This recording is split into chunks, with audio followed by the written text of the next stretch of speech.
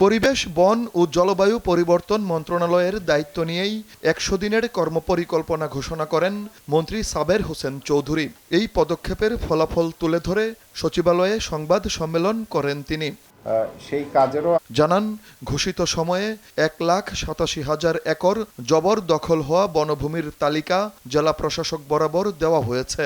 কর্মপরিকল্পনার বিভিন্ন ক্ষেত্রে ২২টি শতভাগ, ৪টি আংশিক বাস্তবায়ন হয়েছে। এতে মন্ত্রণালয়গুলোর মধ্যে আন্তঃসম্পর্ক মজবুত হয়েছে, বেড়েছে জবাবদিহিতা। সার্বিক ফলাফলে শতভাগ না হলেও প্রায় ৮০ ভাগ সন্তুষ্ট মন্ত্রী। আমি অবশ্যই চাইতাম যে এটা 100%, তবে এই বাস্তবতায় আমরা যে এত বড় একটা কাজ হাতে নিলাম এবং অনেক অংশে দেখেন কিন্তু একটা গুণগত পরিবর্তন আছে। মন্ত্রী জানান, বর্জ্য ব্যবস্থাপনার জন্য পৌরসভাগুলোতে আলাদা জমি বরাদ্দ রাখা হবে। শিল্প প্রতিষ্ঠানে ইটিপি মনিটরিংয়ে নজরদারি বাড়ানো হবে, বাড়বে জরিমানার পরিমাণ।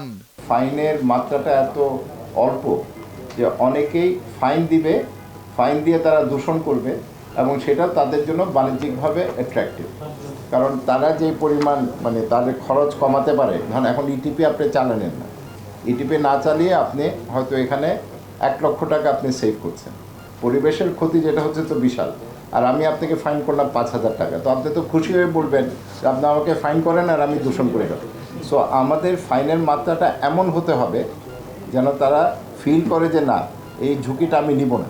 একবার ব্যবহারযোগ্য প্লাস্টিকের তালিকা হচ্ছে জানিয়ে মন্ত্রী বলেন, ১ মাস পর থেকে জাতীয় সংসদ ভবনে এই জাতীয় প্লাস্টিক বোতল ব্যবহার করা হবে না।